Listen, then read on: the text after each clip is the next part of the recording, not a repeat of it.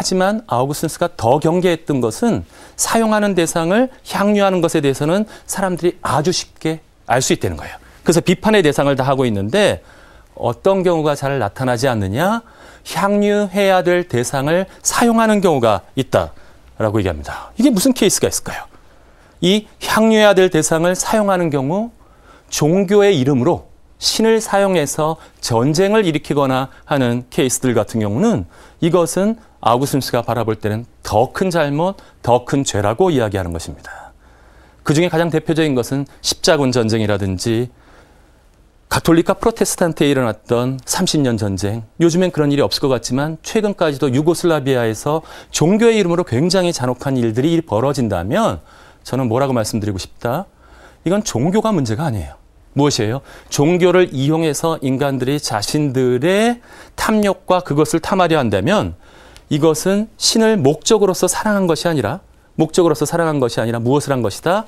자신의 탐욕을 위해서 신을 사용한 케이스다. 이건 절대로 안 된다.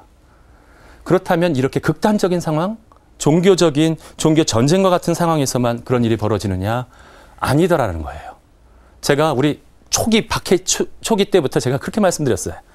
박해 받을 때야말로 우리가 가장 순수한 신앙을 보존하면서 제대로 살아올 수 있었다.